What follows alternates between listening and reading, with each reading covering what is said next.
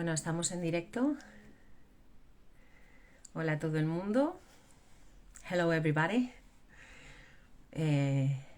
Vamos a esperar a que Cristina y Cheryl se unan.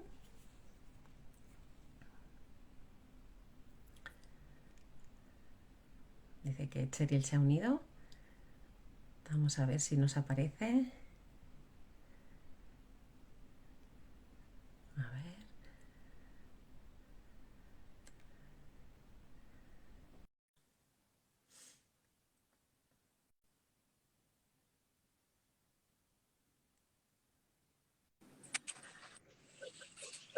Hi, Cheryl. Hello. Hola. Welcome. It's so good to see both of you this morning. I think you're a lot warmer than we are. We have snow and ice, and it's very cold here. Hola, Chris. Hola, Ana. Hello, Cheryl. Hello. Thank you. It's good. I was in Spain right now. Traduce, Chris. It's really cold in Spain right now. It's not as cold as it is here, believe me. Yeah, here in the north of Spain too. You know, I was in Valladolid in winter about 6 years ago, and it was very cold. So I know it can get cold in Spain. Believe it or not, it is true. It can get really cold. But we're in the middle of the winter, so this is what it is. This is what it is. It's so great to be here with you, Cheryl, today, and with Anna to share important information. Anything that helps us understand our children better is a good thing. So I'm pleased to be a part of your project, a little tiny part, but still a part. So how can I help you today? We're very grateful for you being here, and Yeah, very grateful. Let Anna take over. So she's going to start, and we will be introducing different questions and presenting you, of course. Okay. My English is very bad. I apologize for that. And I want to start introduce myself briefly. It's okay? Yes, Oh, please. Yeah. Okay, let's go. So I'm positive discipline educator and the author of Iceberg Tales, whose Spanish version is used in many parent classes, schools, and psychologist offices. I wrote these tales in 2015, thanks to request of Gina Graham and Gigi Núñez. And these tales are part of a project to bring respectful education to all children in Peru, run by UNICEF Peru and the Peruvian Ministry of Education since 2021. And this is very important for me. And well, Cristina Sanz has been the translator of the book into English, and let's go, Chris. Thank you, Anna. And your work has inspired many people and is traveling very far to help many families and children. And I have had the pleasure to help a little bit in the translation. And Cuentos Iceberg, the original version, as I said, has a long journey. And as a PD facilitator and as an Adlerian and Montessorian counselor, and I work with families, I know how good and how important it is to give resources for the families and the children to understand really important things that we are going to talk with Cheryl, but especially mistaken goals and mistaken beliefs on how to belong. And this for us is something that we use in every day, and we love making it accessible for more and more families and classrooms, right? Let me introduce Cheryl, whom I have had the honor to spend different moments in different learning and gathering situations in many different places in the world. And most especially in San Diego, when I attended her magnificent workshop, the positive discipline for early childhood educators, that she created together with Stephen Foster. I have you in my heart when I work with very small children and teachers of these small children. I really recommend this training, and you will soon have many opportunities to do this online and in person. And she's created also, she's the author, a very popular author. She has co-authored many positive discipline books that I recommend to you. And she's a parent coach and positive discipline lead trainer. And she has worked as a therapist many years. I know that. And she has written the prologue for Iceberg Tales, the foreword. So thank you for being here. Thank you for being here and helping Thank this you. project. Oh, you honored me. Yes. Thanks, both of you. Yes, thank you. Thank you very much. Cheryl, tell us, how important is it to learn about mistaken goals? Well, you know, it's an interesting question, because we've known for a very long time, Alfred Adler taught this, Rudolf Dreikurs taught this, that there is always a belief behind behavior. We don't just do things for no reason. Excuse me, I need to turn off the sound on my phone because my husband is dinging my phone. So we know that for young children especially, their behavior is one of the ways that they communicate to us. So especially for the very small ones, where they don't yet have a lot of words, they may not have a lot of language, they use their behavior, which sometimes is not very pleasant, to tell us what they need. We also know that the most important human need is to feel a sense of belonging and a sense of worth and significance. Anytime a child isn't feeling those things, they will do something to try and get that sense of belonging and being important to us. So it's important for adults to understand what that might look like, because we get tricked by the behavior. So we look at our child and we say, oh, naughty child. That child is just looking for attention. Oh, that child is just misbehaving. And we forget that the attention is looking for something deeper. I heard once that children are always looking for connection, which is what we teach in positive discipline. The connection comes before correction. They'll settle for attention when they can't get genuine connection. So the lovely thing about teaching young children about the mistaken goals is that it helps them also understand, along with their parents and teachers, why they may be wanting to do certain things. So with older children, children who may be 6 years old and older, when we teach class meetings in schools, we actually teach them the 4 mistaken goals of misbehavior. They can learn, why do people do the things they do?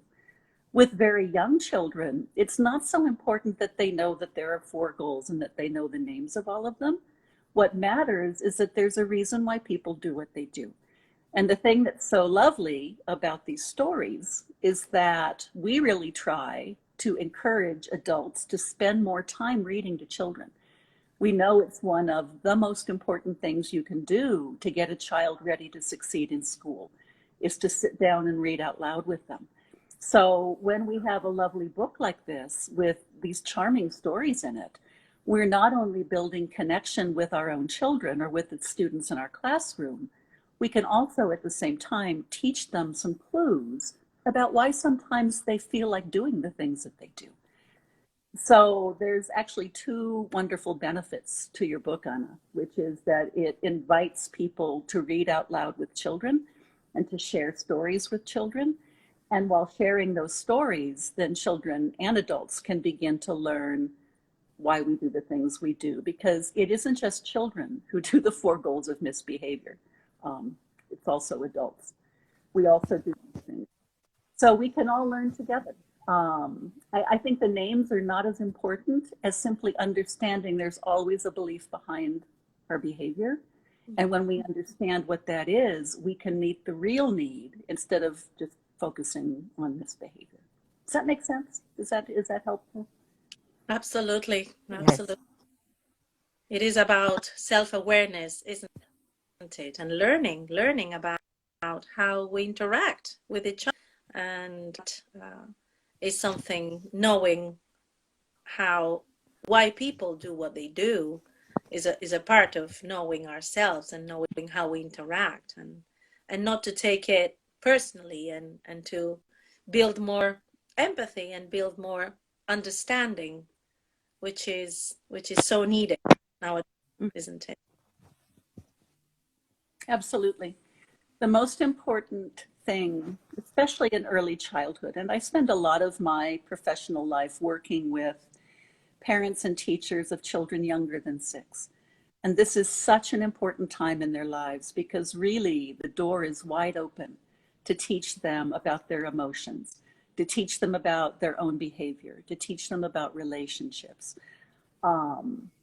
This is an opening that we have, especially using tools like Anna's book, to really get them started off right, so that they have self-awareness and so that they have that strong connection. Secure attachment is what the researchers would say, because that's the foundation of all the learning that they will do later in their life, is that relationship that they have with their parents and also with their childcare providers, with their teachers. It turns out that early childhood educators, next to parents, are the most important, or parents and caregivers like grandparents, are among the most important people in a child's life. They form relationships with them too. So having a tool like this that we can use not only at home, but also in the classroom is just wonderful. It's really, really special.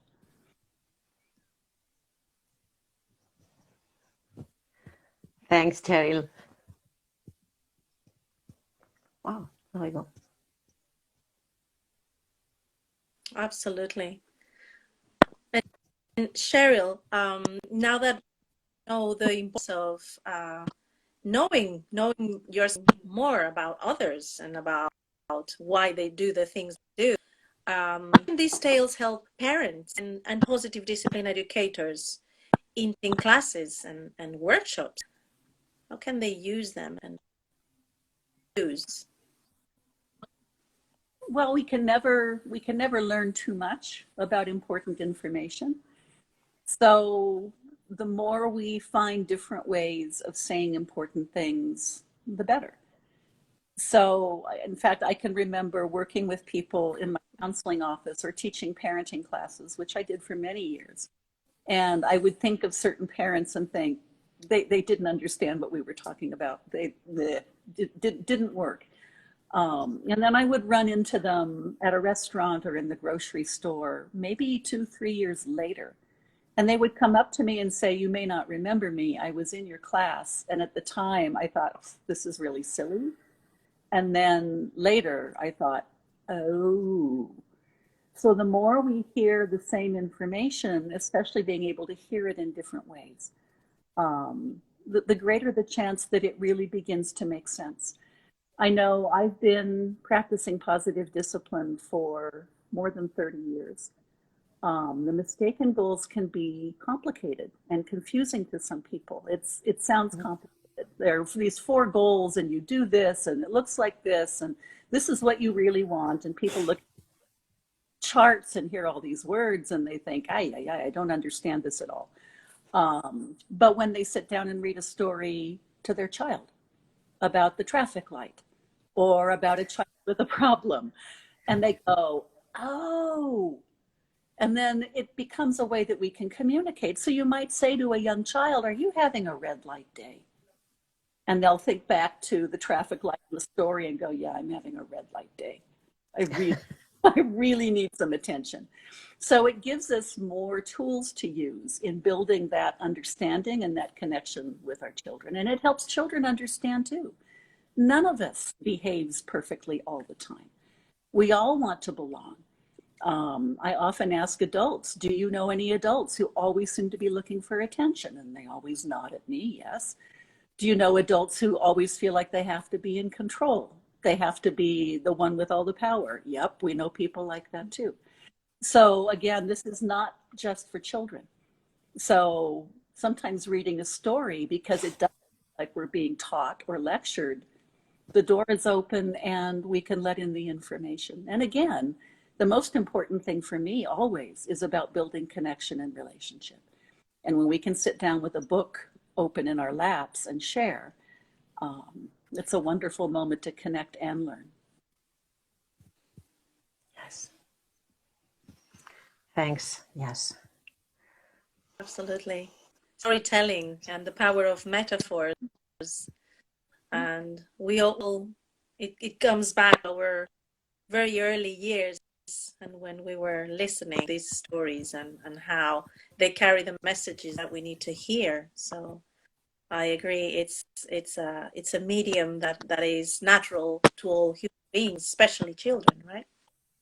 Yeah, and if you look back in other cultures and you look back for centuries, storytelling and sitting around a fire or sitting around a meal and sharing memories, sharing stories, a wonderful way of understanding and communicating where families come from and who we are, what we know about one another.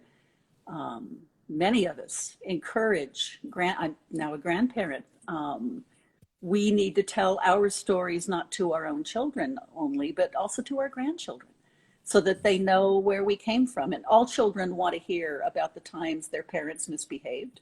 My grandchildren are always asking me, tell me about a time dad was bad when he was naughty. And it's like, your dad was never bad. And I can remember this one time and, oh, they just listen. They want to hear that their parents were human too. So again, the more we can understand this behavior and share this as simply part of being human together. None of us are ever going to be perfect. We're never going to get it all right. And so the more we can understand our own behavior and the behavior of our children and see it for what it is, it's a form of communication. When a child has a temper tantrum, when a child is going, mom, mom, mama, mama, mama, mama, they're actually letting us know that they have a need. And the need is not just for attention, the need is for a connection from one heart to another. And so, again, more understanding is always a good thing. And some children have favorite books and they just want to hear them over and over and over and over again. So what a wonderful thing if that book can also be teaching us something important about our family and about what it's like to be human. Yes. Repetition is a big thing in early childhood, isn't it? Mm-hmm. And sometimes parents come to us and say, he only wants to watch this movie over and over again. And it carries a message that is important for that child. So at that particular moment, yeah, absolutely.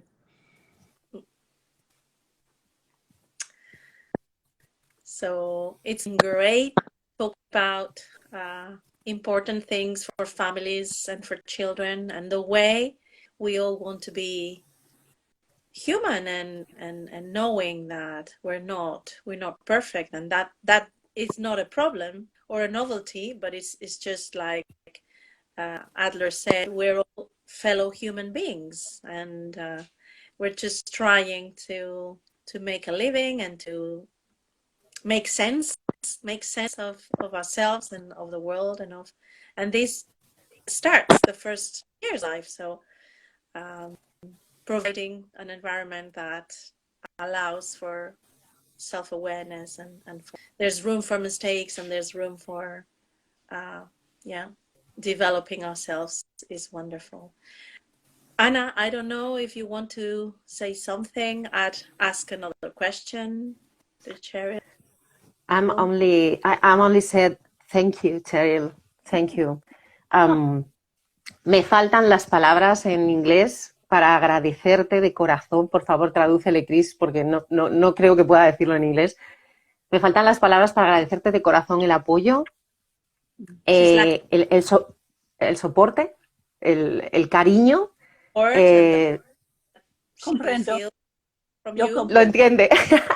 Que Cheryl también habla un poco de español, es verdad. Me cuesta encontrar las palabras para mostrarte todo ese afecto en español, así que en inglés podría ser terrible intentarlo. Para mí, gracias de verdad, de corazón, porque siempre te he sentido muy cercana, muy accesible y para mí es un honor que el prólogo esté escrito por ti. Un honor enorme. Gracias, Cheryl, de verdad. It's been an honor to be here, and I hope that this is very successful and finds many more families and schools.